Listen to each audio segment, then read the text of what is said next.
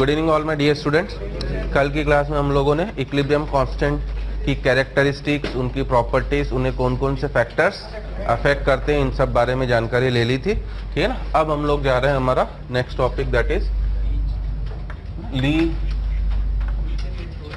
चैटेलियर्स principal.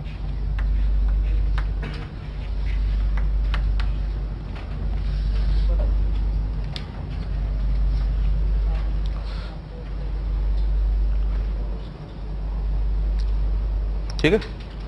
अब सुनते सुनते कम से कम आपको इतना याद हो गया होगा कि N2 और H2 को जब हम कंबाइन कराते हैं तो उससे हम हमेशा किसको बनाना चाहते हैं? NH3, अमोनिया को, है ना। क्योंकि N2 और H2 तो फ्रीली अवेलेबल है, एयर में भी N2 खूब सारी है, H2 की भी अवेलेबिलिटी काफ़ी ज़्यादा है, बट अमोनिया हमारे पास फ्रीली अवेलेबल नहीं होता है। तो इन दोनों को कंबाइन करके मैं क्या बनाना चाहता हूँ? अमोनिया। और इस मेथड का नाम भी होता है, क्या बोला जाता है इसे? Haber's process. कई बार हमने नाम लिया है। तो डेफिनेटली हेबर्स प्रोसेस की है ना, जो ये ITUS इतना बड़ा इंस्टीट्यूट है आपका, इससे 10 गुना बड़ी, 20 गुना बड़ी इंडस्ट्रीज है, उसमें अमोनिया का प्रोडक्शन करा जाता है। एक बड़ा सा टैंक N2 का, एक बड़ा सा टैंक किसका? H2, उसमें मिलाया जाता है। ये सब जो इंडस्ट्रीज होती हैं, केमिकल इंजीनियर अगर आप बने तो उस पर्टिकुलर प्लांट में आपका मेन एम क्या होगा कि आप अमोनिया का प्रोडक्शन जितना ज़्यादा कर सकते हो उतना ज़्यादा करो। बट हमने ये देखा है कि नाइट्रोजन और हाइड्रोजन जब कंबाइन करके अमोनिया बनाते हैं तो वो एक रिवर्सिबल रिएक्शन है। अब रिवर्सिबल रिएक्शन एक बार इक्विलिब्रियम पर आ गई तो क्या उसके बाद अमोनिया का अमाउंट बढ़ेगा? नहीं बढ़ेगा।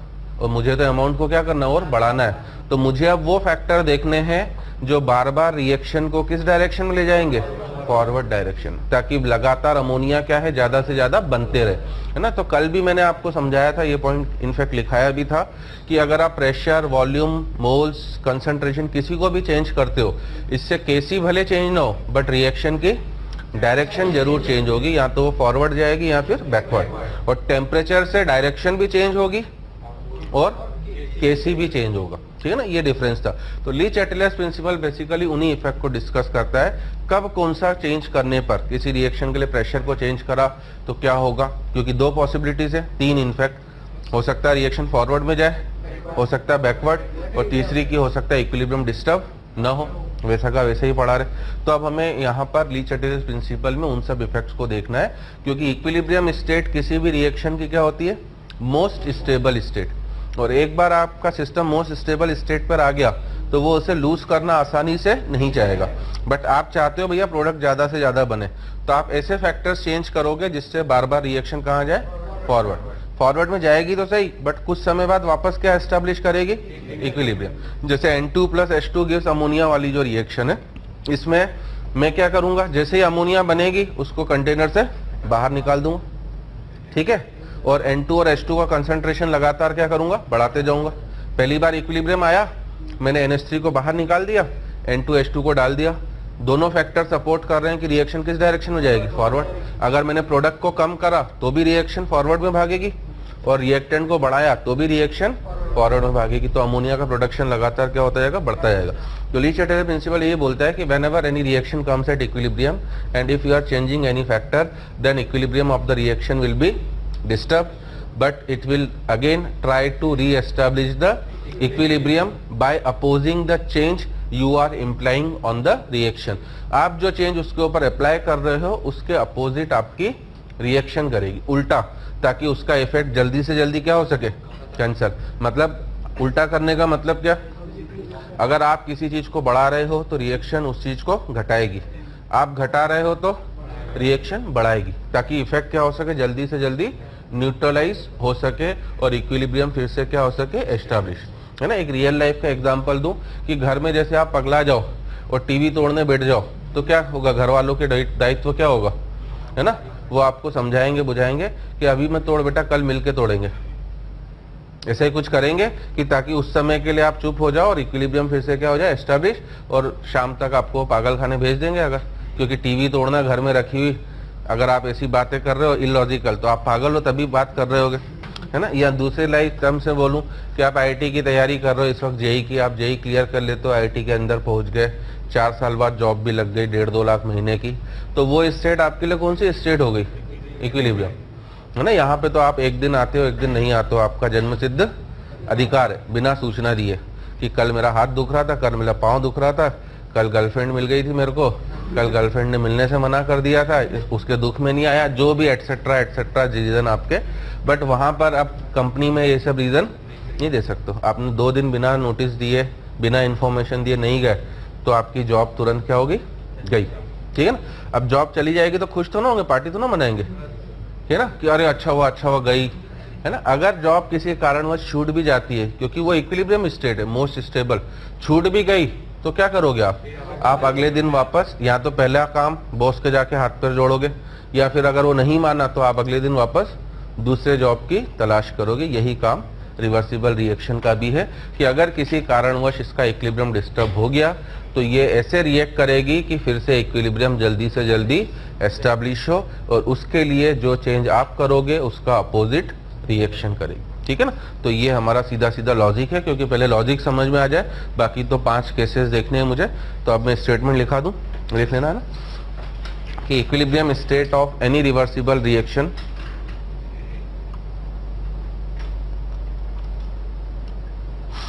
equilibrium state of any reversible reaction is the most stable state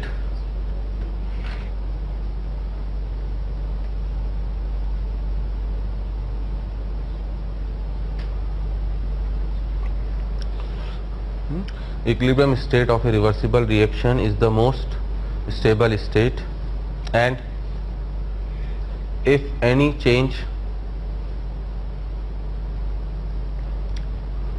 is made by changing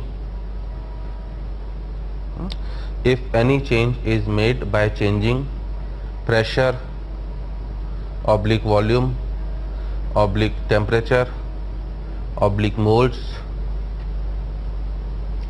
oblique concentration oblique addition of inert material।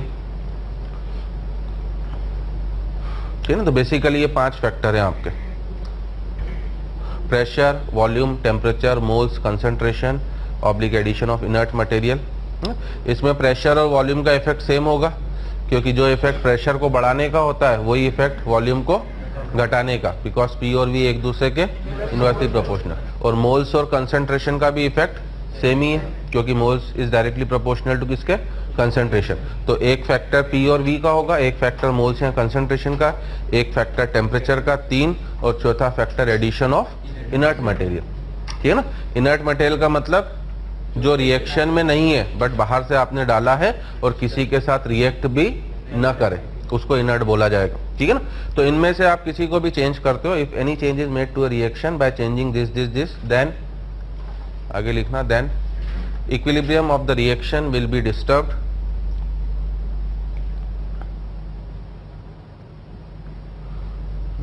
then equilibrium of the reaction will be disturbed,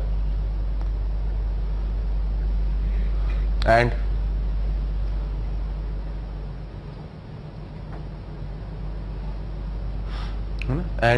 reaction will move in the direction, and reaction will move in the direction such that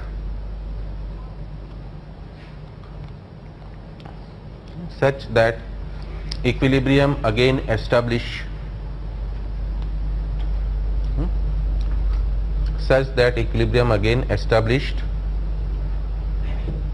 and effect of applied change is nullified, such that equilibrium is again established and effect of applied change is nullified।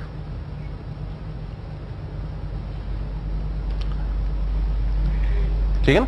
तो ये मेरा समझाने के लिए मैंने बड़ा statement कर दिया है, बट अगर स्कूल एग्जाम में आता है या यहाँ पे जो बीपीटी में आता है, आपको तो 2 लाइनों में लिख लेना है कि equilibrium is disturb by any factor, then reaction will move in the direction such that equilibrium will again establish. खत्म, है ना। इतना सा लिखना है, ये तो मैंने बड़ा चढ़ा के लिखा दिया। अब हम एक एक करके सब फैक्टर्स को देखेंगे, है ना। अब सबसे पहली चीज की लीच-एटेलस प्रिंसिपल एप्लीकेबल कौन सी रिएक्शंस के लिए होगा, रिवर्सिबल। और वो भी कौन सी रिएक्शन जो ऑलरेडी इक्विलिब्रियम पर हो, क्योंकि अब आप इक्विलिब्रियम एस्टेब्लिश कर चुके हो। पिछली 5 या 6 क्लासेस से हम इक्विलिब्रियम को समझ चुके हैं। अब इक्विलिब्रियम बन चुका है, उसके बाद हम किसी फैक्टर को चेंज कर रहे हैं, ठीक है ना। तो फर्स्ट इफेक्ट है हमारा effect of moles oblique concentration, है ना। अब इस कंसंट्रेशन में भी अभी हम लोग V को कांस्टेंट ही रख रहे हैं, मतलब अभी जो कंसंट्रेशन चेंज हो रहा है, क्योंकि कंसंट्रेशन बेसिकली होता क्या है, N/V, ठीक है ना। तो V कांस्टेंट है तो बेसिकली कंसंट्रेशन चेंज होने का मतलब मोल्स ही चेंज हो रहा है ना। अभी ये सबसे सिंपल फैक्टर होता है, इसमें कुछ भी सोचने की जरूरत नहीं है, इसका सीधा सीधा लॉजिक है। जो आप करोगे उसके उल्टा करना है, मतलब आप किसी को बढ़ाओगे तो रिएक्शन उसे घटाएगी। अब मैंने मान लो प्रोडक्ट को बढ़ाया तो रिएक्शन कहाँ जाएगी, बैकवर्ड, क्योंकि बैकवर्ड में जाने से ही प्रोडक्ट कम होगा। मैंने प्रोडक्ट को कम करा तो रिएक्शन फॉरवर्ड, उल्टा करना है उसे। आपने प्रोडक्ट कम करा है, रिएक्शन जाएगी प्रोडक्ट फिर से बढ़े, तो बढ़ने के लिए तो प्रोडक्ट बढ़ना किस डायरेक्शन में हो सकता है, फॉरवर्ड। अगर मैंने रिएक्टेंट को कम करा तो किस डायरेक्शन में, बैकवर्ड, और मैंने रिएक्टेंट को बढ़ाया तो फॉरवर्ड। एनी डाउट किसी को? बस, तो ये 2 लाइनों का है सीधा सीधा कि on increasing concentration of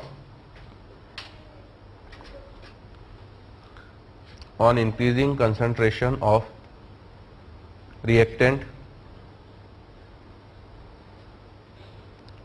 reaction will move in forward direction.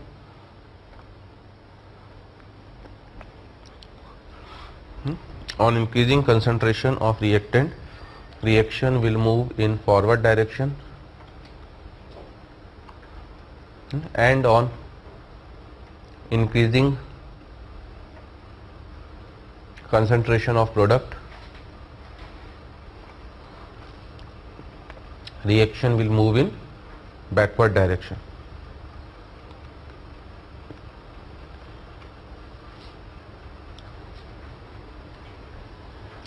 ठीक है ना। तो सबसे सिंपल इफेक्ट ये है, इसमें केवल आपको ये देखना है कि जिस सब्सटेंस का कंसंट्रेशन आप चेंज कर रहे हो वो रिएक्टेंट है कि प्रोडक्ट, बस इतना सा देखना है, ठीक है ना।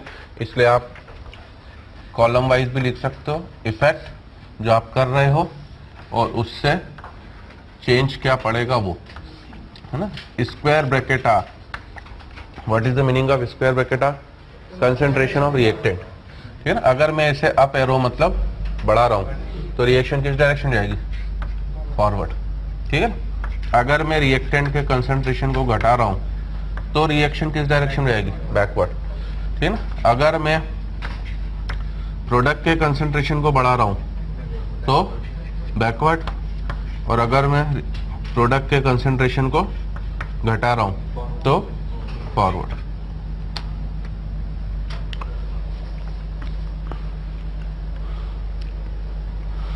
ठीक है। मान लीजिए बीपीटी में एक लाइन का क्वेश्चन पूछे, what are the most suitable condition for any reaction in terms of concentration, तो आपका क्या जवाब होगा। सबसे पहली बात कि मोस्ट सुटेबल कंडीशन बोल रहा है, तो मोस्ट सुटेबल कंडीशन का मतलब क्या है, वो प्रोडक्ट फेवरेबल होना चाहिए कि रिएक्टेंट फेवरेबल, प्रोडक्ट फेवरेबल, ठीक है ना।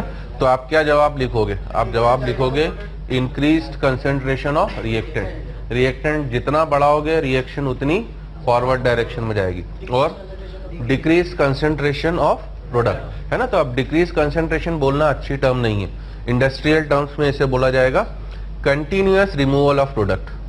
क्या मतलब हुआ, जैसे ही प्रोडक्ट बनता जा रहा है उसे बाहर निकालते जाओ, क्योंकि प्रोडक्ट तो बेचना है ना आपको मार्केट में भैया। तो जैसे ही प्रोडक्ट बना उसे निकालो, बेच दो, और रिएक्टेंट बढ़ाते जाओ, तो लगातार प्रोडक्ट अब क्या होगा, आपका बढ़ता चले जाएगा। तो हमारे लिए most suitable condition industrial point of view से ये होती है। तो आप चाहो तो इसे नीचे लिख भी लेना, है ना, कि most suitable condition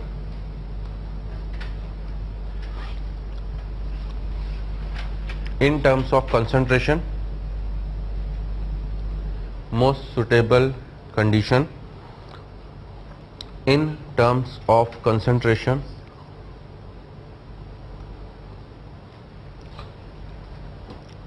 for any reaction is increase concentration of reactant is increased concentration of reactants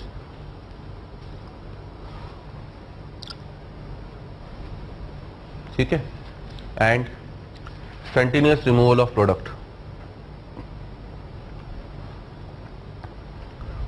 Increase concentration of reactant and continuous removal of product. ठीक है, अब देखो ये तो लॉजिकल जवाब हो गया। न्यूमेरिकली सोचना हो तो अब मैं एक नया एग्जांपल बता रहा हूं कि सपोज करो मेरी रिएक्शन है A plus B gives C plus D. अब चूंकि ली चैडल प्रिंसिपल की बात कर रहा हूं तो ये रिएक्शन ऑलरेडी कहां पर है, इक्विलिब्रियम। अगर इक्विलिब्रियम पर है तो आपको इसका इक्विलिब्रियम कांस्टेंट नोन है, ठीक है ना, क्योंकि आपको इक्विलिब्रियम पर सबके कंसंट्रेशन पता है, उससे इक्विलिब्रियम कांस्टेंट भी आपको नोन है। अब अगर मैं आपसे पूछूं कि इस रिएक्शन के रिएक्शन कोएफिशिएंट Q का क्या एक्सप्रेशन होगा तो क्या बोलोगे आप, C into D upon A into B, है ना। तो मान लीजिए आप ऊपर वाले तरीके से भूल जाते हो तो आप इस तरीके से हमेशा जज कर सकते हो। सपोज करो मैंने A का कंसंट्रेशन बढ़ा दिया, अभी तो रिएक्शन इक्विलिब्रियम पर है तो Q और K इक्विलिब्रियम आपस में क्या होंगे, बराबर, ठीक है ना। Q वेरिएबल होता है कि कांस्टेंट होता है, variable, but K equilibrium constant, ठीक है ना। अब अगर मैंने A का कंसंट्रेशन बढ़ाया तो क्या उससे K इक्विलिब्रियम चेंज होगा, नहीं। इक्विलिब्रियम कांस्टेंट को क्या है, ब्रह्मा जी का वरदान है, केवल किसके साथ चेंज होगा, temperature and for the given stoichiometry. Stoichiometry fix होनी चाहिए, अगर स्टोइचियोमेट्री चेंज होगी तो वो तो अलग बात हो गई, ठीक है ना, जो कल बता दिया था। तो अगर आपने A का कंसंट्रेशन बढ़ाया उससे K इक्विलिब्रियम तो चेंज नहीं होगा, बट उससे Q चेंज हो जाएगा क्योंकि ये तो वेरिएबल है। और Q क्या हो गया इस केस में, कम हो गया। और Q कम होने का मतलब पहले तो Q और K क्या थे आपस में बराबर, अब क्या हो गया Q और Q K इक्विलिब्रियम से छोटा होते ही रिएक्शन किस डायरेक्शन जाती है। तो अगर आप लॉजिकली भूल जाते हो तो आप न्यूमेरिकली भी सोच सकते हो। आप चाहे प्रोडक्ट का देख लो, अगर आपने C का कंसंट्रेशन बढ़ा दिया तो C का बढ़ने से Q क्या होगा, बढ़ जाएगा, Q greater than K equilibrium. तो अब आपकी रिएक्शन, ठीक है ना। तो अब आगे के जो भी इफेक्ट है हम सीधे Q से ही सोचेंगे, क्योंकि Q से सोचना कंपैरेटिवली क्या होता है, आसान होता है। आप बस Q में देख लो, अगर Q में चेंज नहीं आ रहा है तो इक्विलिब्रियम में भी चेंज नहीं होगा, समझे। जैसे मैं आपसे बोलूं मैंने C का भी कंसंट्रेशन बढ़ा दिया 10 टाइम्स और A का भी बढ़ा दिया 10 टाइम्स, तब बोलूं क्या चेंज होगा, तो नो चेंज। क्यों, क्योंकि दोनों फैक्टर्स ने एक दूसरे को कैंसल आउट कर दिया।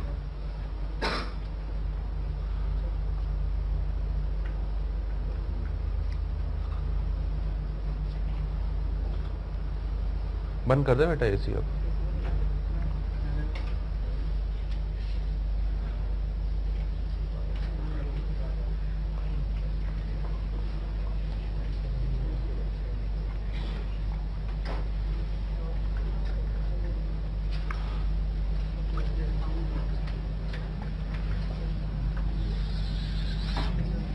ठीक है, देखो अब इसके ऊपर कुछ न्यूमेरिकल क्वेश्चन भी दे सकता है इस तरह से ना, A solid plus 2B gas gives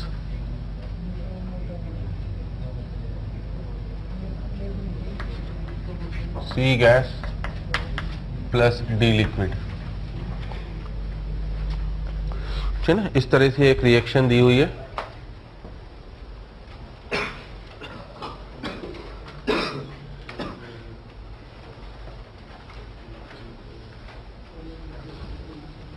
ठीक है, हमसे क्वेश्चन दे रहा है कि this reaction is already at equilibrium,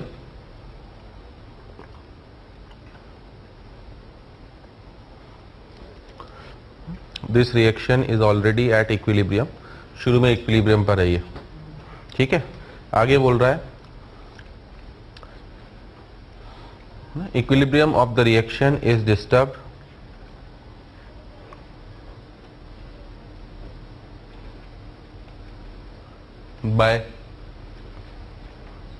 bye मत लिखो, is disturb and at new equilibrium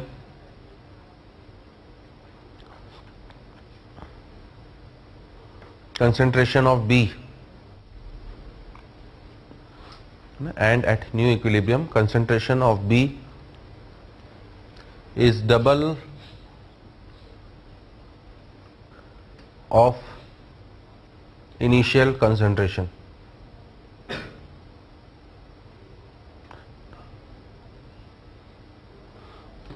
At equilibrium, है ना, जो पुराने इक्विलिब्रियम तक कंसंट्रेशन था अब उसका क्या हो गया, आपका डबल हो गया। ये इंफॉर्मेशन उसने दे दी और हमसे बोल रहा है what will be the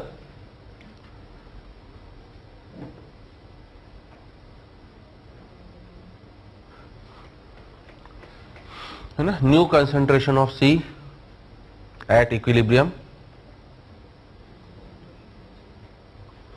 what will be the new concentration of C at equilibrium compared to original equilibrium.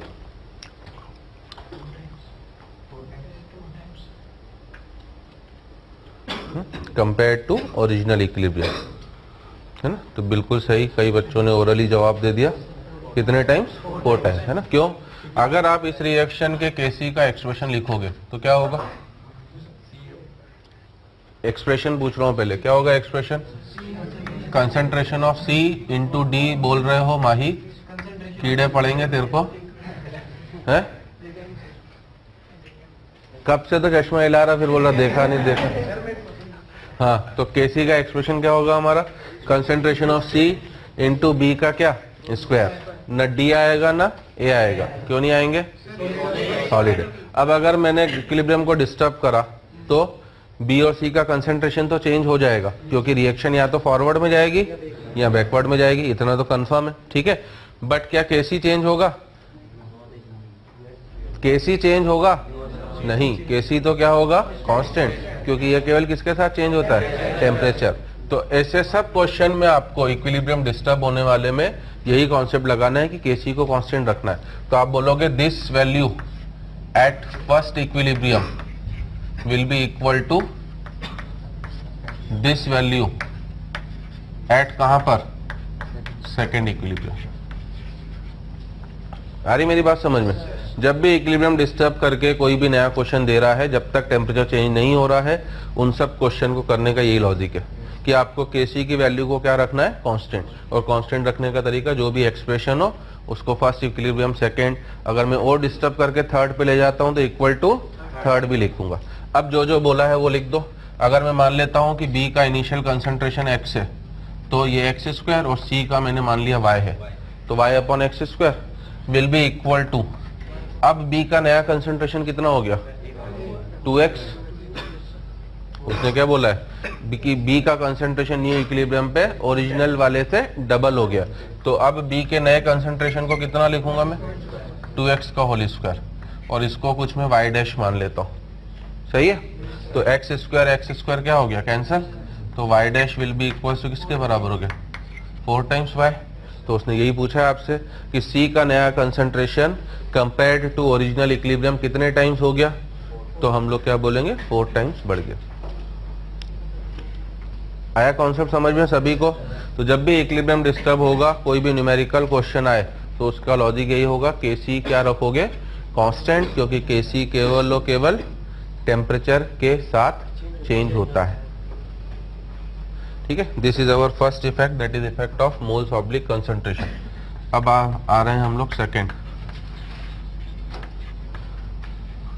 है ना। और सेकेंड है effect of pressure oblique volume,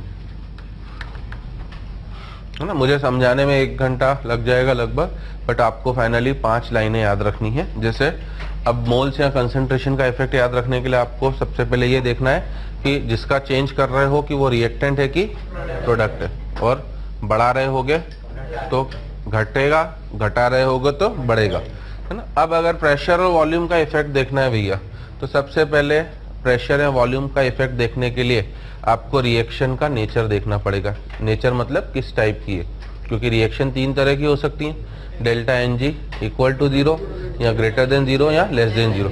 यहाँ पर मुझे इससे कोई लेना देना नहीं था, किसके इफेक्ट के लिए? कंसंट्रेशन, क्योंकि कंसंट्रेशन के लिए केवल मुझे रिएक्टेंट है कि प्रोडक्ट है, ये देखना है। रिएक्शन के टाइप से कोई लेना देना नहीं है, बट प्रेशर या वॉल्यूम के लिए सबसे पहले आपको रिएक्शन के टाइप को देखना पड़ेगा। तो पहला पॉइंट आप ये लिख लो, है ना, कि to know the effect of pressure oblique volume, to know the effect of pressure oblique volume, we should know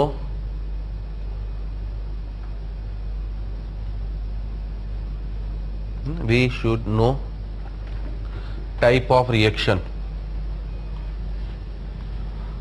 We should know type of reaction, that is delta Ng equal to 0, है ना, comma delta N G greater than 0, comma delta N G less than 0। तो आपको पहले reaction का type को देखना पड़ेगा कि डेल्टा एन जी किस तरह का है उसका। ठीक है, अब मैं तीनों के इफेक्ट बता रहा हूँ। पहला केस मान लीजिए delta N G equal to 0 है। ठीक है, और सपोज करो मैंने रिएक्शन लिखी है अपनी H2 gas plus I2 gas gives क्या आपका 2HI। ठीक है, हम प्रेशर को ही देख लेते हैं, वॉल्यूम का इफेक्ट ऑटोमेटिकली उल्टा हो जाएगा।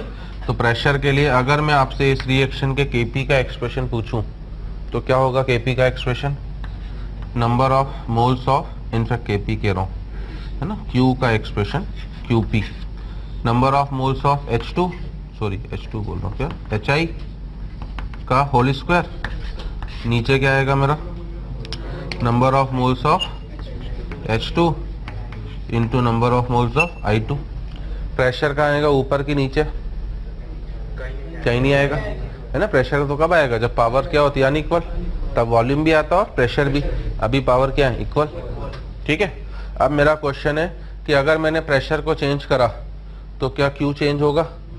और Q चेंज नहीं होगा तो इक्विलिब्रियम भी डिस्टर्ब नहीं होगा। इक्विलिब्रियम तो तभी डिस्टर्ब होगा जब Q की वैल्यू क्या हो, चेंज। मैंने अभी बोला कि अगर मैं इसको भी 10 टाइम्स बढ़ा दूं और इसको भी 10 टाइम्स, तब इक्विलिब्रियम डिस्टर्ब नहीं होगा, क्योंकि दोनों फैक्टर्स ने Q को चेंज होने नहीं दिया। Are you getting my idea? तो आप सीधे Q से देखा करो, Q से आपको हर जवाब मिल जाएगा। तो इस रिएक्शन में चाहे आप P को चेंज करो चाहे V को चेंज करो, आपका इक्विलिब्रियम डिस्टर्ब होने वाला नहीं है। तो मुझे सीधे सीधे फाइनली एक लाइन याद रखनी है कि del N G equal to 0 type of reactions are unaffected by change of pressure and volume. कुछ भी करो, बढ़ाओ घटाओ, रिएक्शन का इक्विलिब्रियम डिस्टर्ब होने वाला नहीं है ना। तो पहले यहाँ तक लिखने के बाद आप नीचे लिख लेना कि एक्सप्लेनेशन भी मैं बोल दे रहा हूं कि since Q is not affected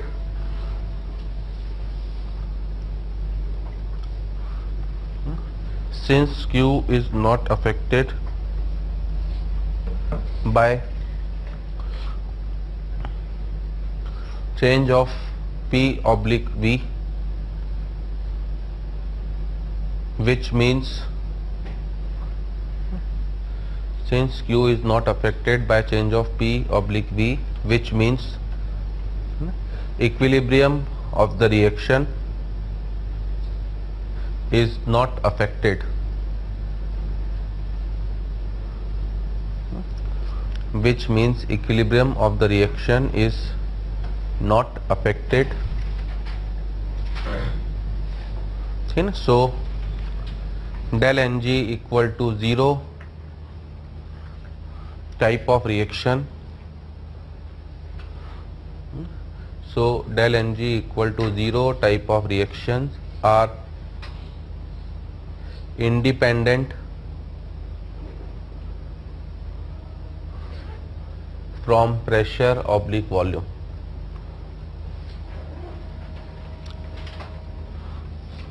ठीक है ना। तो अगेन मैं आपसे वही कह रहा हूं कि मुझे समझाने में 1 घंटा लग सकता है, आपको तो फाइनल लाइन याद रखनी है। फाइनल लाइन क्या है? Del N G equal to 0 is not affected by pressure और वॉल्यूम, उनको चेंज करने से कुछ नहीं होने वाला। ठीक है, अब देखें del N G less than 0 को, है ना। मान लीजिए मैं इसमें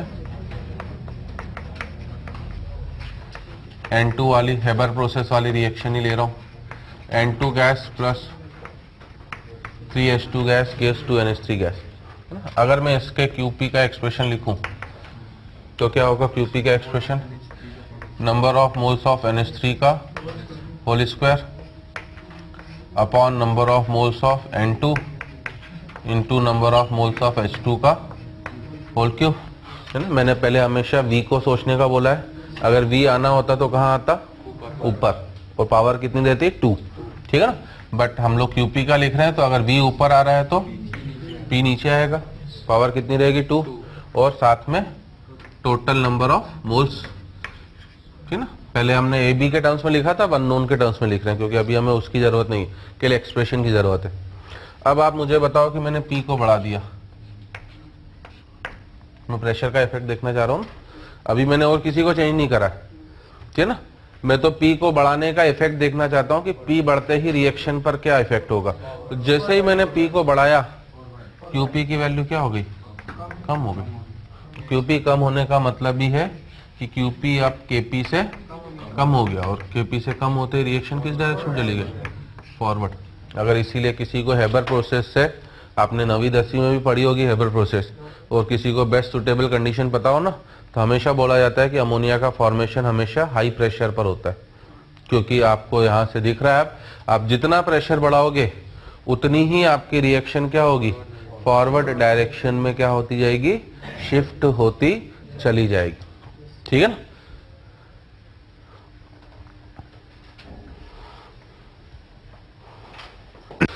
कि आपने P को बढ़ाया है, ठीक है। आप चाहते हो कि अब रिएक्शन क्या करना चाहेगी? उस डायरेक्शन में मूव करेगी जहां पर इस बढ़े हुए P का इफेक्ट क्या हो जाए? कम हो जाए, ठीक है। क्योंकि रिवर्सिबल रिएक्शन है, किस तरह के कंटेनर में होगी? क्लोज। तो मैं मान लेता हूं कंटेनर का वॉल्यूम तो क्या है मेरा? फिक्स है। अगर मैं पहले वॉल्यूम को फिक्स कर देता हूं कि V फिक्स है मेरा, तो P तो बढ़ चुका है बेटा। अब आप उस डायरेक्शन में रिएक्शन को ले जाना चाहोगे जहां पर P के बढ़ने वाला इफेक्ट क्या हो जाए? कम हो जाए। तो PV इक्वल टू NRT से अगर मैं देखूं, चूंकि सब गैसेस हैं, ठीक है, वॉल्यूम को क्या रखा आपने? कांस्टेंट। R को क्या रखा आपने? कांस्टेंट। T को क्या रखा है आपने? कांस्टेंट। तो अब केवल P और क्या वेरिएबल है? N। तो P बढ़ चुका है, आप रिएक्शन उस डायरेक्शन में ले जाओ जहां पर इसका इफेक्ट कम हो जाए। तो आपने P बढ़ाया है, रिएक्शन P को क्या करना चाहिए? कम।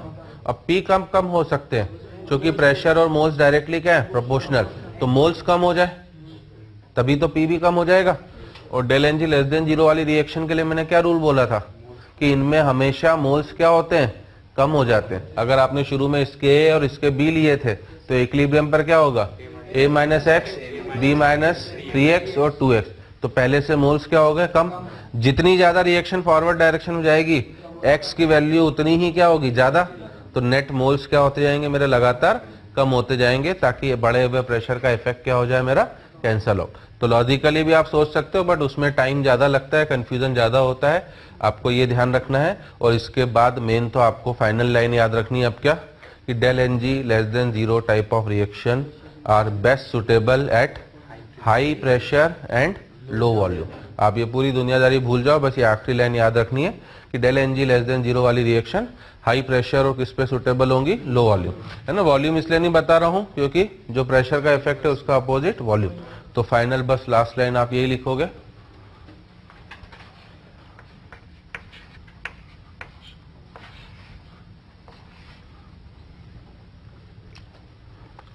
ना। तो फाइनली द लास्ट लाइन हम लोग यही लिखेंगे कि del NG less than 0 type of reaction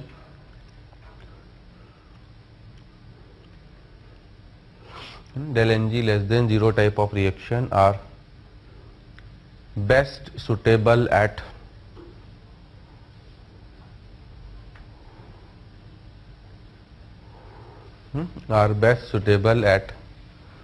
high pressure and low volume.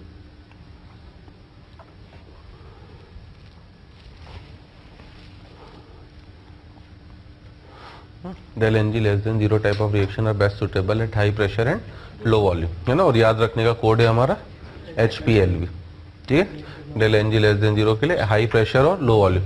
और अगर इसके लिए ये है तो ग्रेटर देन 0 के लिए डेफिनेटली उल्टा होना चाहिए। तो क्या हो जाएगा? वो low pressure and high volume, LP HV, है ना। तो बस तीसरा केस लिख लेना, इसको डायरेक्टली लिखेंगे हम del N G greater than 0, है ना। भले कॉपी को सुंदर बनाने के लिए एक्सप्रेशन लिख लो,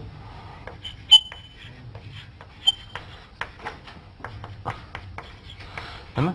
वैसे तो देखने में याद रखने के लिए तो उल्टा होना ही चाहिए, बट कॉपी को सुंदर बनाने के लिए लिख लेते हैं। तो अब अगर मैं इसका QP का एक्सप्रेशन लिखूंगा तो it will be number of moles of NO2 का whole square upon number of moles of N2O4। अब चूंकि वॉल्यूम नीचे आना चाहिए था तो प्रेशर डेफिनेटली ऊपर जाएगा, पावर 1 रहेगी और नंबर ऑफ मोल्स नीचे आ गए। तो अब अगर आपने P को बढ़ाया तो उल्टे QP की वैल्यू बढ़ेगी, और QP बढ़ने का मतलब क्या हो गया, QP ग्रेटर देन KP, और QP अगर KP से बड़ा हो गया तो रिएक्शन उल्टे बैकवर्ड में चली गई। और हमारे लिए तो सुटेबल का मतलब क्या होता है, किसे बनाना, प्रोडक्ट बनाना। तो अब प्रोडक्ट कब बनेगा, जब प्रेशर को क्या करो, कम करो।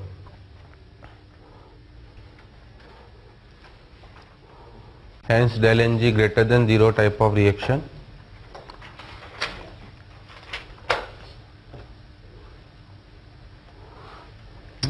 del Ng greater than 0 type of reaction are best suitable at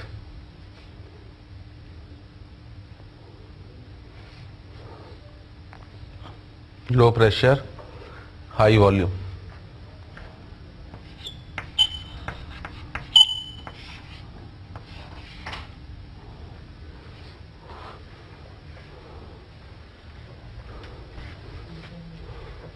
ठीक है, देखो अब इसके ऊपर अगर एक क्वेश्चन कराऊं, जैसे मैं आपको इसी रिएक्शन की बात कर रहा है, N2O4 gas gives 2NO2 gas, है ना। अगर मैं बोल रहा हूं आपसे कि प्रेशर P1 पर इसका DOD that is degree of dissociation alpha 1 है। अब मैंने प्रेशर को P2 कर दिया जो ग्रेटर देन P1 है, ठीक है। और DOD मैंने पूछा है आपसे कि अब इसका DOD है कितना, आपका अल्फा 2, ठीक है। तो मैं आपसे पूछ रहा हूं कि which is correct, option A है मेरा alpha 1 equal to alpha 2, option B है alpha 1 greater than alpha 2, option C है alpha 1 less than alpha 2, option D है CND। CND का मतलब कैन नॉट डिटरमाइन। तो अब आपका क्या जवाब होगा, है ना। न्यूमेरिकल क्वेश्चन भी आ चुका है जेई में, पहले मैं एक थ्योरेटिकल क्वेश्चन करा रहा हूँ फिर न्यूमेरिकल पे जा रहा हूँ कि ये रिएक्शन दी है आपको, एक प्रेशर पर डिग्री ऑफ डिसोसिएशन बता दिया है, एक नया प्रेशर जो ओरिजिनल प्रेशर से ज़्यादा है, ठीक है, मतलब आपने प्रेशर को बढ़ा दिया है, उस पर डिग्री ऑफ डिसोसिएशन बोला है अल्फा 2। तो क्या मैं कंपेयर कर सकता हूँ, है ना, ठीक है। तो कंपेयर अगर मैं कर सकता हूँ तो मेरा ऑप्शन डी तो पूरी तरह से गलत है, ऑप्शन ए भी गलत हो गया, क्यों, है ना। मुझे प्रेशर का चेंज देखने के लिए हमेशा क्या देखना है, टाइप ऑफ रिएक्शन। तो अगर मैं सबसे पहले टाइप ऑफ रिएक्शन देखूं तो ये किस टाइप की रिएक्शन हो गई मेरी, डेल्टा Ng ग्रेटर देन 0। तो this is delta Ng greater than 0 type of reaction है, मतलब इस पर प्रेशर का इफेक्ट डेफिनेटली पड़ना है। अब मैंने अल्फा से कैसे लिंक कर दिया भैया, अल्फा बढ़ने का मतलब क्या है, मोल जो डिसोसिएट हो रहे हैं वो, अल्फा का क्या फॉर्मूला था, मोल्स डिसोसिएटेड अपॉन इनिशियल मोल। अब आप इनिशियल मोल्स को तो ना चेंज करो, वो तो फिक्स ही है। तो अल्फा क्या तब बढ़ सकता है जब नंबर ऑफ मोल्स जो डिसोसिएट हो रहे हैं वो बढ़ जाए, और वो कब बढ़ सकते हैं, जब रिएक्शन किस डायरेक्शन में जाए, फॉरवर्ड, ठीक है ना। तो अल्फा बढ़ने का मतलब है कि रिएक्शन का फॉरवर्ड डायरेक्शन में जाना, क्योंकि इनिशियल मोल्स तो फिक्स है, मोल्स डिसोसिएट अगर बढ़ गए तो अल्फा बढ़ जाएगा। तो मुझे ये देखना है डेल Ng ग्रेटर देन 0 वाली रिएक्शन के ऊपर प्रेशर का क्या इफेक्ट होता है। तो मुझे ये पता है कि प्रेशर बढ़ाने पर उल्टे ये रिएक्शन किस डायरेक्शन में जाती है, बैकवर्ड, ठीक है ना। और बैकवर्ड में जाने का मतलब अल्फा का कम होना। अगर अल्फा बढ़ रहा है रिएक्शन फॉरवर्ड में जा रही है, तो अल्फा कम होने पर रिएक्शन डेफिनेटली बैकवर्ड में जाएगी, है ना, इसको ध्यान रखना। और अगर रिएक्शन बैकवर्ड में चली गई तो अल्फा 2 की वैल्यू अल्फा 1 से कम हो जाएगी, इसलिए मेरा आंसर क्या होगा, B, alpha 1 will be greater than alpha 2। अच्छा, न्यूमेरिकल क्वेश्चन किस तरह के देगा, है ना, क्वेश्चन दे रहा है आपको कि, है ना, रिएक्शन यही है, N2O4 gas gives 2NO2 gas. इसी रिएक्शन के लिए आपको क्वेश्चन दे रहा है, degree of dissociation at, degree of dissociation at 2 atm pressure, degree of dissociation at 2 atm pressure is 1/2। ठीक है, कैलकुलेट द प्रेशर,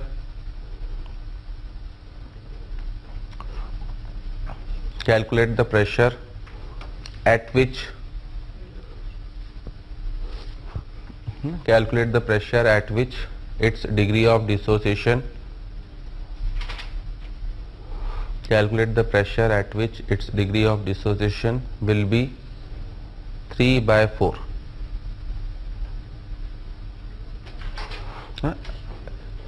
ये कम से कम 4 या 5 बार ये जेई का ही क्वेश्चन है, और इसी तरह से मिलते जुलते क्वेश्चन 4-5 बार आ चुके हैं।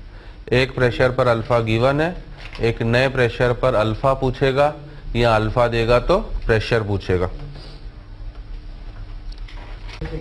हाँ देखिए, अब इस क्वेश्चन का लॉजिक क्या है, अगर कल की क्लास की ही बात करूं, कल नहीं सॉरी परसों, मैंने इस रिएक्शन का आपको केपी का एक्सप्रेशन याद रखने के लिए बोला था, क्योंकि मैंने अभी एक क्वेश्चन करा दिया है। जब भी, सबसे पहले तो मुझे ये देखना है भैया कि डिग्री ऑफ डिसोसिएशन चेंज होने का मतलब क्या है। अल्फा तभी चेंज हो सकता है जब रिएक्शन या तो फॉरवर्ड में जाए या बैकवर्ड। मैंने बढ़ रहा है घट रहा है ये नहीं बात कर रहा हूँ, चेंज तो हो गया। पहले अल्फा कितना था 1/2, बाद में अल्फा कितना हो गया 3/4। तो अल्फा चेंज हो रहा है मतलब रिएक्शन का इक्विलिब्रियम डेफिनेटली डिस्टर्ब हो रहा है, क्योंकि एक इक्विलिब्रियम पर तो अल्फा की एक ही वैल्यू हो सकती, मुझे 2 अलग अलग वैल्यूज दी गई हैं, that mean equilibrium is disturb. अब मुझे सेकंड चीज ये देखनी है, क्या टेम्परेचर चेंज हो रहा है, नहीं, टेम्परेचर चेंज हो रहा है प्रॉब्लम में, किसी प्रॉब्लम में नहीं दिया मतलब टेम्परेचर चेंज नहीं हो रहा। तो दैट मीन मेरे पास एक ही कॉन्सेप्ट है, मुझे केपी को क्या रखना है, कांस्टेंट। हर लॉजिक हर क्वेश्चन में यही बोल रहा हूँ, इसमें भी मैंने यही करा है। जब तक न इसमें मैंने टेम्परेचर दिया है ना उसमें दिया है, इसका मतलब ये है कि टेम्परेचर चेंज नहीं हो रहा। टेम्परेचर केवल उनमें चेंज होगा जब आपको मिनिमम 2 टेम्परेचर प्रॉब्लम में दिखाई दे। कल मैंने एक क्वेश्चन कराया था, एक 27 और एक 127, जिनमें टेम्परेचर दिख ही नहीं रहा है, उसमें टेम्परेचर थ्रू आउट कॉन्स्टेंट है। आप बोल सकते हो सर हमें कैसे पता पड़ा, हो सकता है चेंज हो रहा हो, है ना, तो चेंज हो रहा होगा तो दिया होगा ना, नहीं दिया है तो मान के ही चलो कि क्या है, कांस्टेंट। आप बोलोगे नहीं सर मैं तो चेंज मानूंगा, तो मैं बोलूंगा मैं कांस्टेंट मानूंगा, फिर दोनों क्या करेंगे केवल झगड़ा। इसलिए ये एजम्पशन है, जब तक किसी चीज के बारे में कोई मेंशनिंग नहीं है तब तक वो चीज कांस्टेंट, और अगर वो कांस्टेंट है तो केपी कांस्टेंट। और इस रिएक्शन का केपी अल्फा के टर्म्स में क्या बताया था आपको याद हो तो 4 alpha square P upon 1 minus alpha. आपको बस यही करना है कि इसकी वैल्यू फर्स्ट इक्विलिब्रियम पर विल बी इक्वल टू इसी की वैल्यू सेकेंड इक्विलिब्रियम। हर वो प्रॉब्लम जिनमें इक्विलिब्रियम डिस्टर्ब करा रहा है सबका लॉजिक यही है, प्रोवाइडेड टेम्परेचर कांस्टेंट हो, टेम्परेचर वो रेयरली चेंज कराएगा, कल ही मैंने बोल दिया था। तो अब इसमें 4 और 4 तो क्या हो गया आपका कैंसिल, है ना। अब इसको 1 1 मान लो, ये 1 1 1, इसे 2 2 2 मान लो। अब आपको अल्फा 1 की वैल्यू पता ही है कितनी, 1/2, P1 की वैल्यू पता है कितनी 2, अल्फा 2 की वैल्यू पता है कितनी 3/4, और P2 आपके लिए क्या है अननोन, सही है। तो बस यहां से आप किसकी वैल्यू निकाल सकते हो, P2 की।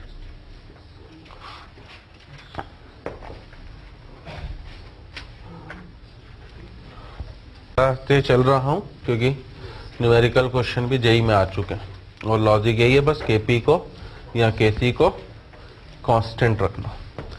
थर्ड लिखो हमारा इफेक्ट ऑफ टेम्परेचर,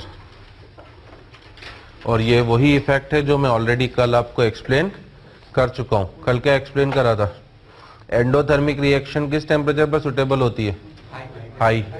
कल ही बता दिया था ये तो पूरा, बस यहाँ पे नाम ही लिखाऊंगा अब मैं, है ना। तो इफेक्ट ऑफ टेम्परेचर ना, अब टेम्परेचर का इफेक्ट देखने के लिए सबसे पहले क्या चीज पता होनी चाहिए आपको, थर्मोडायनेमिक नेचर, कि आखिर रिएक्शन एंडो है कि एक्सो, तब तक आप टेम्परेचर का इफेक्ट नहीं बता सकते हो ना। तो इसमें पहला पॉइंट तो ये लिखना कि to see the effect of temperature, to see the effect of temperature we should know, है ना, to see the effect of temperature we should know thermodynamic nature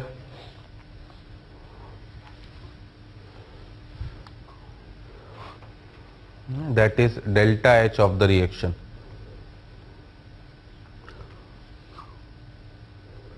H capital लिखते हैं बेटा, कभी छोटा लिखने की गलती मत करना जिंदगी में, है ना। That is delta H of the reaction, ठीक है। तो हर चीज के लिए आपको पता होना चाहिए, कंसंट्रेशन या मोल्स के इफेक्ट के लिए आपको ये देखना है कि वो सब्सटेंस रिएक्टेंट है कि प्रोडक्ट। प्रेशर या वॉल्यूम के इफेक्ट के लिए आपको डेल्टा Ng को देखना है। टेम्परेचर के इफेक्ट के लिए आपको डेल्टा H, है ना। और डेल्टा H रिएक्शन का क्या होगा प्रॉब्लम में गिवन, है ना। कभी न गिवन हो तो वो जरूर बता दे रहा हूँ कि जो डिसोसिएशन वाली रिएक्शन होती है, अगर बाय मिस्टेक न दे तो डिसोसिएशन मतलब क्या होता है, टूटना, और टूटने के लिए एनर्जी, ये चीजें अपने आप तो टूट ही नहीं सकती। जैसे कैल्शियम कार्बोनेट है, वो किस किस में टूटता है, तो अपने आप तो टूटेगा नहीं, थोड़ा सा तो उसे क्या करना पड़ेगा, हीट देनी पड़ेगी। तो वैसे तो डेल्टा H प्रॉब्लम में गिवन होना चाहिए, बट बाय मिस्टेक न दिया हो तो ध्यान रखना डिसोसिएशन वाली रिएक्शंस का हमेशा एंडोथर्मिक, मतलब डेल H क्या होगा आपका पॉजिटिव, समझे। और ये इफेक्ट वही है जो कल मैंने लिखा दिया, तो बस दोनों पॉइंट लिख लेना। पहला पॉइंट है ना, endothermic reaction, endothermic reaction is best suitable at high temperature,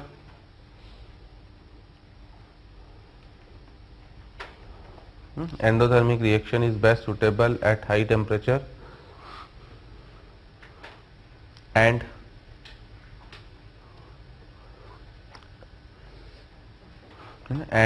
exothermic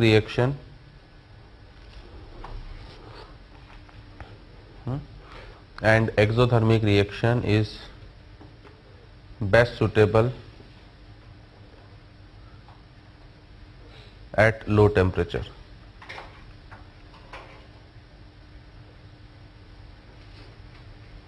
ठीक है ना।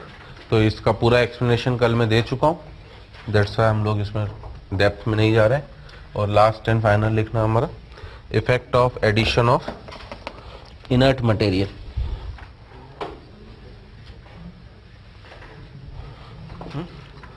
तो हमारा फोर्थ एंड लास्ट है इफेक्ट ऑफ एडिशन ऑफ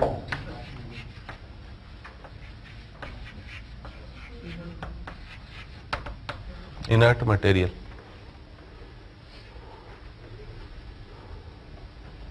ठीक है ना। अब इनर्ट मटेरियल, सबसे पहले तो मीनिंग लिखना है। इनर्ट मटेरियल का मीनिंग क्या है ना, any material which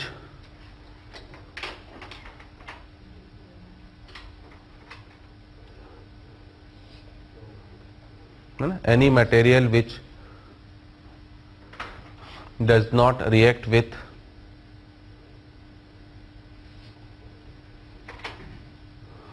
any material which does not react with any of the reactant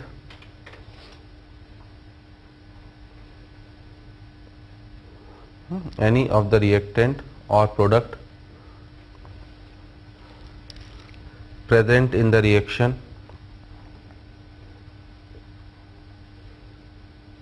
is known as inert material, है ना। क्योंकि कई बुक्स में इनर्ट गैस लिखा होता है, ठीक है, इनर्ट गैस गलत है, इनर्ट मटेरियल सही है, क्योंकि इनर्ट मटेरियल तो इनर्ट गैस भी हो सकती, क्योंकि हमारे लिए इनर्ट मटेरियल का मतलब है जो किसी भी रिएक्टेंट या प्रोडक्ट के साथ रिएक्ट ना करे। जैसे H2 प्लस I2 की HI वाली रिएक्शन के लिए Cl2 इनर्ट नहीं है, क्यों? H2 और Cl2 भी आपस में रिएक्ट करके क्या बना सकते हैं? HCl। बट आपके लिए अगर PCl5 वाली रिएक्शन लोगे, PCl5 gives PCl3 plus Cl2, इसके लिए Cl2 क्या है? इनर्ट है। किसके साथ रिएक्ट करेगा? ऑलरेडी प्रेजेंट है Cl2, है ना। और Cl2 को इनर्ट बोलना वैसे मेरी भी गलती है, Cl2 तो ऑलरेडी इसका क्या है? एक प्रोडक्ट है। या N2 को बोल दूं तो N2 इस रिएक्शन के लिए क्या हो गया?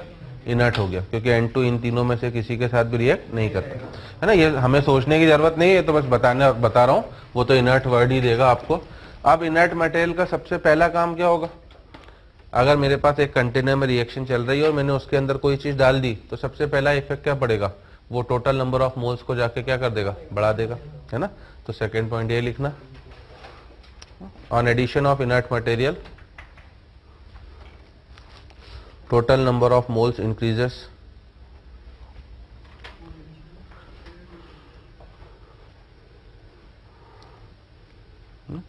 on addition of inert material total number of moles increases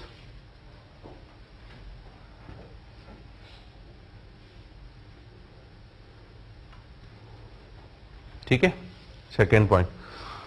तीसरी चीज, इनर्ट मटेरियल किस कंडीशन पर डाली जा रही है ये देखना जरूरी है। दो कंडीशन होती हैं, या तो कांस्टेंट वॉल्यूम पर डालोगे क्योंकि अब टोटल मोल्स बढ़ चुके हैं, मोल्स बढ़ने का इफेक्ट किस पे आएगा? या तो प्रेशर बढ़ेगा या फिर वॉल्यूम बढ़ेगा। तो इसलिए किस कंडीशन पे डाला जा रहा है ये भी देखना पड़ता है, कांस्टेंट वॉल्यूम है कि कांस्टेंट प्रेशर। तो थर्ड पॉइंट लिख लेना कि to know the effect of addition of inert material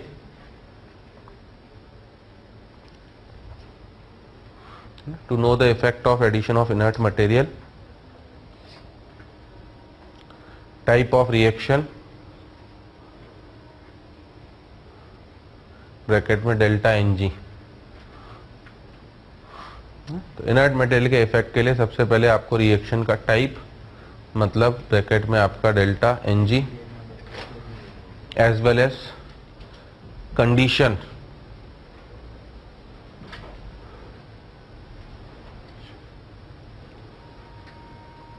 है ना, should be checked.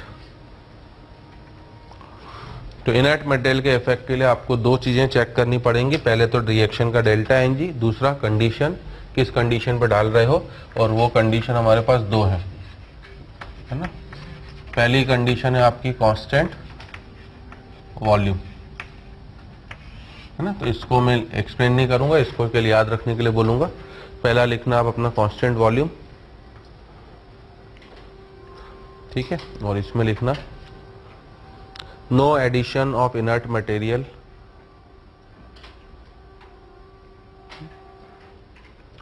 No addition of inert material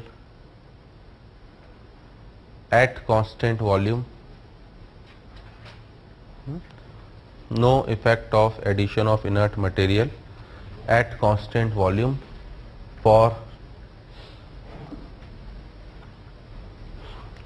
for any type of reaction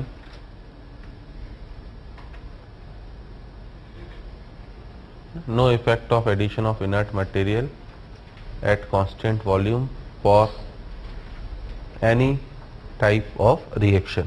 अगर आप कांस्टेंट वॉल्यूम पर डाल रहे हो तो कोई भी इफेक्ट होने वाला नहीं है, कोई भी रिएक्शन हो, ठीक है। सेकेंड है हमारा कांस्टेंट प्रेशर, है ना। अब कांस्टेंट प्रेशर में पहला case delta Ng equal to 0, है ना। सीधे सीधे लिख लेना no effect. Second del Ng greater than 0, है ना। तो मैं एक केस समझा दे रहा हूं, सबके जवाब इसी से, अगर एक्सप्लेनेशन चाहिए वैसे तो फाइनली याद रखना। मान लीजिए मैं इसी रिएक्शन को ले रहा हूं, N2O4 gives 2NO2, ठीक है। अब अगर मैं इस रिएक्शन का QP देखूं, क्या होगा QP? Number of moles of NO2 का whole square upon number of moles of N2O4 ठीक है ना, इनटू प्रेशर कहाँ जाएगा आपका ऊपर, और टोटल नंबर ऑफ मोल्स कहाँ जाएंगे नीचे। सही है, क्योंकि आप हर चीज को क्यूपी से देख सकते हो, तो इनके एक्सप्लेनेशन की जरूरत नहीं, फाइनली ये याद रखना है, बट एक का एक्सप्लेनेशन दे रहा हूं। अब इनर्ट मटेरियल डालने से, आपने कंटेनर खोला और इनर्ट मटेरियल को डाला, किस कंडीशन पर डाल रहे हो आप, कांस्टेंट प्रेशर, मतलब पी क्या है आपका कांस्टेंट, ये चेंज नहीं हो सकता। क्या इनर्ट मटेरियल NO2 के साथ रिएक्ट करेगा, नहीं, क्योंकि इनर्ट का मतलब भी वो किसी के साथ भी रिएक्ट नहीं करेगा, तो number of moles of NO2 भी चेंज नहीं होंगे। क्या वो N2O4 के साथ रिएक्ट करेगा, तो ये भी चेंज नहीं होंगे। तो 1 2 3 तीन चीजें क्या हो गई आपकी कांस्टेंट, ठीक है ना। बट NT बढ़ गया, क्योंकि अभी मैंने बोला इनर्ट मटेरियल डालने का सबसे पहला इफेक्ट क्या पड़ेगा, टोटल नंबर ऑफ मोल्स बढ़ जाएंगे, समझे। तो NT अगर बढ़ गया तो QP क्या हो गया, कम हो गया, और QP कम होने का मतलब now QP is less than KP, और QP अगर लेस देन KP हो गया तो reaction will move in forward direction, ठीक है ना। तो explanation is as such not required, क्योंकि आपको फाइनल पॉइंट याद रखना है, और फाइनल पॉइंट ये है कि कांस्टेंट वॉल्यूम पे डालोगे तो दुनिया की कोई भी रिएक्शन हो सबके लिए आंसर एक ही है, क्या, नो इफेक्ट। कांस्टेंट प्रेशर पे डालोगे तो डेल NG 0 के लिए नो इफेक्ट आंसर है, डेल NG ग्रेटर देन 0 के लिए आपका आंसर फॉरवर्ड, तो definitely del NG less than 0 के लिए आपका आंसर क्या हो जाएगा, बैकवर्ड।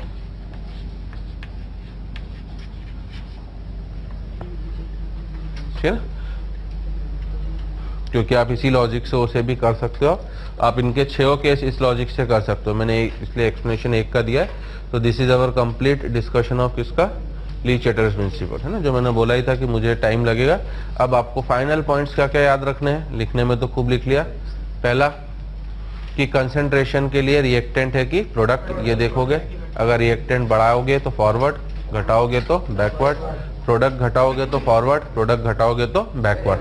सेकेंड, प्रेशर या वॉल्यूम के लिए डेल्टा NG को देखना है, इक्वल टू 0 के लिए नो इफेक्ट, लेस देन 0 के लिए HPLV, ग्रेटर देन 0 के लिए LPHV। टेम्परेचर के लिए डेल्टा H को देखना है, एंडो हुई तो हाई टेम्परेचर, एक्सो हुई तो लो टेम्परेचर।